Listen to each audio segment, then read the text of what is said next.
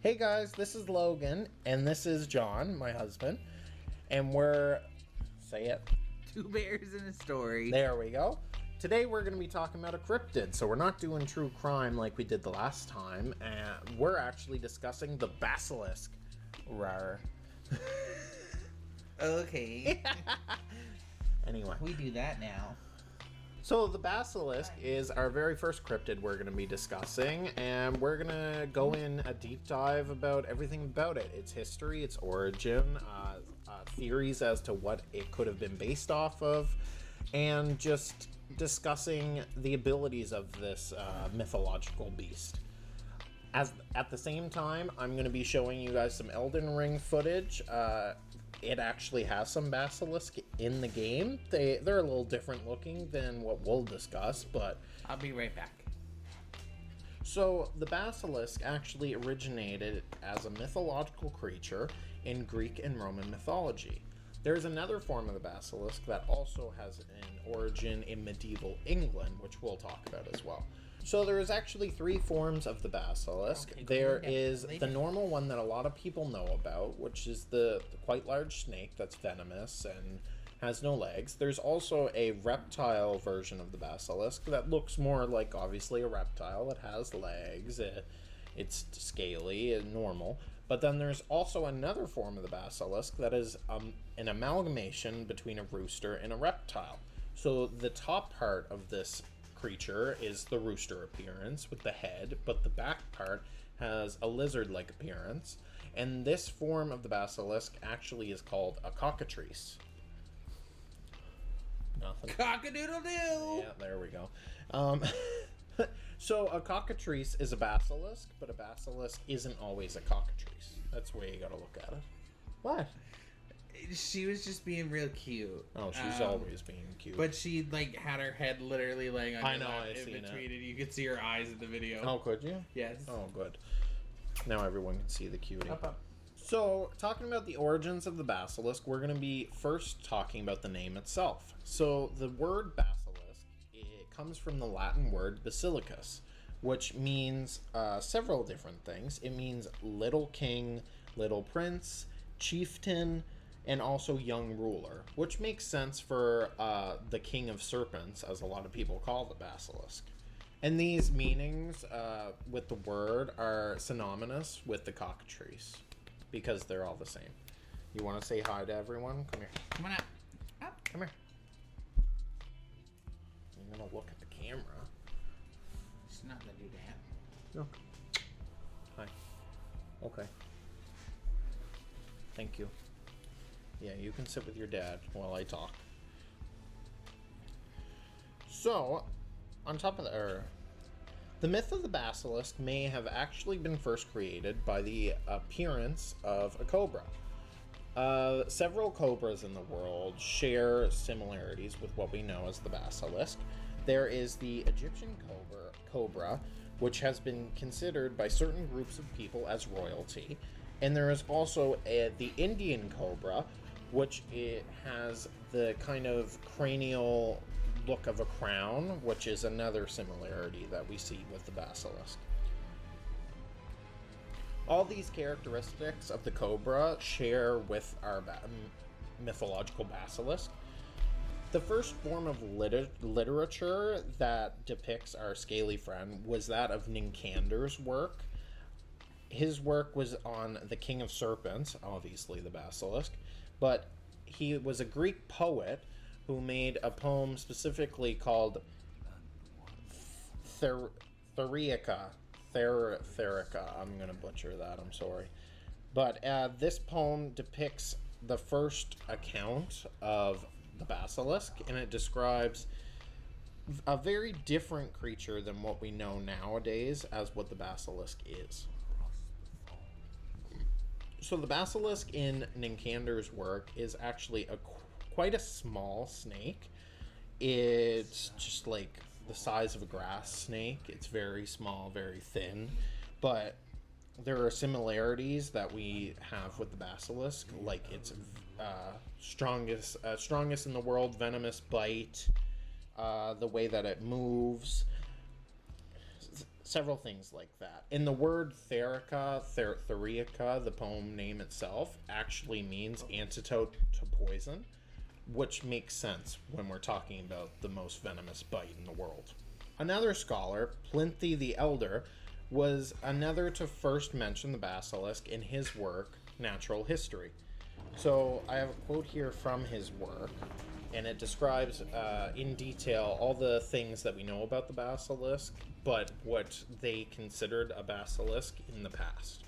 So, as Plinty has said, there is the same power also in the serpent called the basilisk.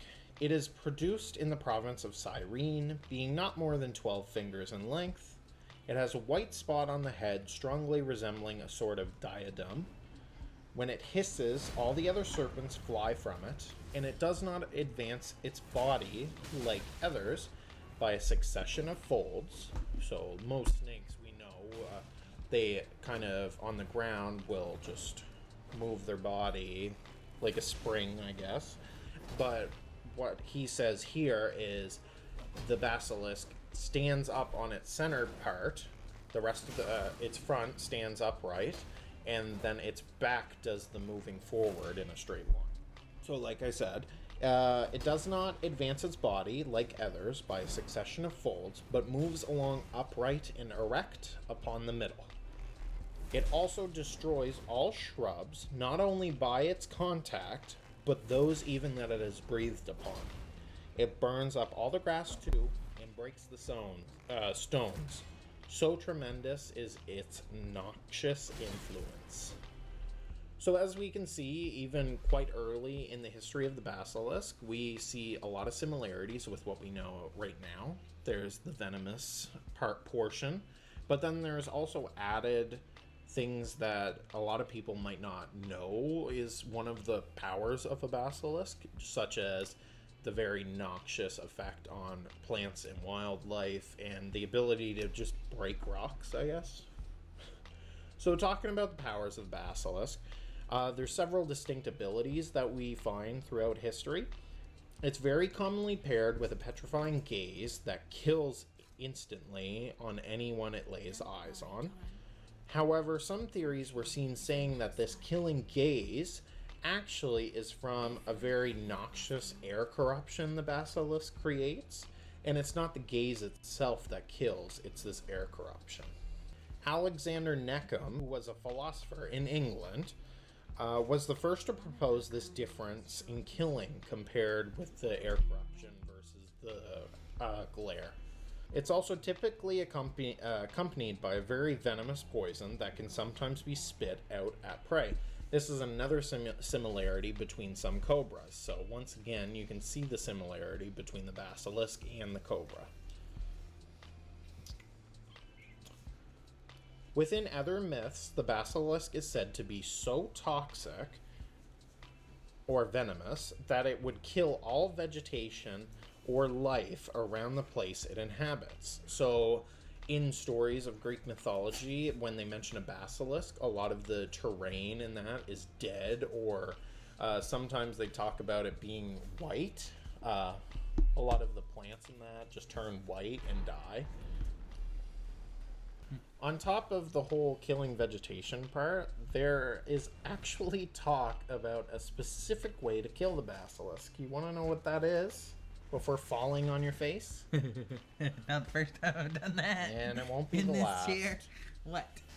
You want to know what it is? Oh, look, she brought it. Surprisingly, one of the worst enemies of a basilisk is the weasel. Okay. Mm-hmm. On top of that, it's not just the weasel itself that is considered one of the, what is it called? Like kryptonite weaknesses, whatever you want to say. Predators? Oddly enough, the basilisk's worst enemy is the weasel. On top of that, there is also the fact that it's not just the weasel that is a weakness to the basilisk, but the weasel's urine is mentioned several times in literature as a weakness to the basilisk. So it's, Cool. its pee itself is so powerful it can kill a basilisk. Cool. I guess. It's weird to me, but yeah, that's a lot of what I read. On top of that, too, I read in places that the weasel would kill the basilisk, but it would also kill itself at the same time fighting it. So, go weasels. Yeah. Super Weasel. Ron Weasley to the rescue. We'll talk about him later. Yeah. Played a mighty fine game of chess. Yeah. So out of all the creatures in the world, apparently the weasel is the only creature that cannot be petrified or killed through the gaze or venom of the basilisk. So I guess we were just sitting on weasels and they're like super heroes. Cool. We just need to get a bunch of weasels and then... I'm okay with that. Oh, well, of course you would be. I don't want more weasels in the house. I want a capybara. I already said I wanted a capybara. Cool, so we're getting one. They're expensive, aren't they? I don't care. Aren't they like They're exotic. They pets. are exotic. You need to get a permit for them. Yeah, like you can't. I can get a permit. Of course. Of course. We might have a capybara eventually. Yes. Oh dear. Want a mini pig too. Those are cute too. Yeah. And a Highland cow. Is that the tiny one? It's the really furry one. You can get mini ones. Yeah, the mini one. I'm fine with a mini one or a big one. I don't care. We're just gonna have a whole farm soon. I'm okay with that. Yeah, I know you are. Other methods of killing the basilisk, besides the weasel, is one that you can pretty well figure out. If it has a deadly gaze, one way to beat it is at its own game. So a lot of stories talk about using reflective surfaces like mirrors and that to reflect the gaze back at the basilisk to kill it. But it's quite dangerous to do because, as I'll mention in a minute, its venom is so toxic that it's very hard to get by.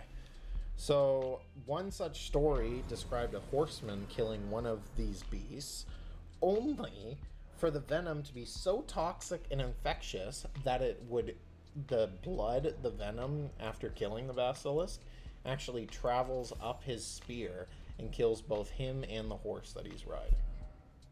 So we're talking... Poor horsey. Yeah, I know. So we're talking about some really strong venom here. Poor horse. Another story described the fact that the ashes of a basilisk can actually be used to turn silver to gold. So let's find some basilisk. We gotta find silver first. That's true. But we can start one or the other. That's half the battle. Sure. Okay. I'll let you do what you need to. And lastly, talking about the powers of the basilisk, one that I mentioned previously in Plithy, the Elder's recount, is there's been several accounts saying that basilisks are able to even crack rocks and boulders. It doesn't specify how. I'm like, do they just like touch it and then bam, it's gone. Rock just shatters. So on top of the origins and powers of basilisk, there's also the fact of the cultural and religious aspects to this mythological beast. So the creature itself is depicted as evil and invokes a primal terror within people. But in religion, the basilisk is considered a symbol of evil, malice, and dread. Various heroes from Greek mythology, Christianity, depict basilisks being defeated as a way to show the power of the hero because the beast is so powerful. So a lot of heroes would be seen killing it, and then you would know that that hero is quite a strong hero in the stories of Christianity or Greek mythology. Other paintings depict a war of good versus evil, with soldiers using mirrors against the basilisk to defeat them, like I said previously. This symbolism helps explain a belief that even the greatest evil can be undone by their own faults. That's a big thing that the basilisk is considered, is it shows the belief in religious belief that an evil can be undone by itself. Christian beliefs and literature depict the basilisk as a consequence of sin or an embodiment of the devil. And the reason why Christianity looks at the basilisk as this is because a lot of the work that I've researched myself has shown that the basilisk is created basically through the most impossible things. So I can see why in Christian literature, they consider it the embodiment of sin, because the basilisk is created from, it's usually created from a rooster's egg, which right there, roosters can't lay eggs. So that's one weird thing. On top of that, it usually happens during a full moon at night. The egg is quite soft, and lastly, it breaks out of the egg itself, and it's not a chicken, it's a basilisk.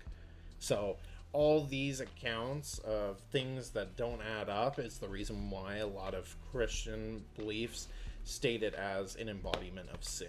The basilisk has also appeared in several forms of pop culture, ranging from movies to video games and television. So I already mentioned one already, which is Elden Ring, which you'll see in gameplay. I'll try to pinpoint it for you guys so you see what I mean. One of the most well-known references to the basilisk is in a certain movie series containing wizards and a magical world, where you see the basilisk and its power shown off. In this particular movie, you can see the petrifying gaze, you can see the way that it moves. Several different characteristics of the basilisk are seen within this particular movie. On top of all that, the basilisk has shown that it has stood as a prominent creature in culture with scholars and other historical figures alike, such as Leonardo da Vinci. Yeah, I knew he had ties to it or something. Yeah, he references it several times. Even the great painter of the Mona Lisa mentioned the basilisk at times. In Da Vinci's bestiary that he made, he had mentioned the basilisk, stating the beast was utterly cruel, that even when it couldn't find any prey to kill, that it would wither away plants and herbs alike near it. So once again, a reference to the powers that we've talked about previously. Additionally, Da Vinci also reiterated the use of weasels and their urine as a weapon against the foul creature.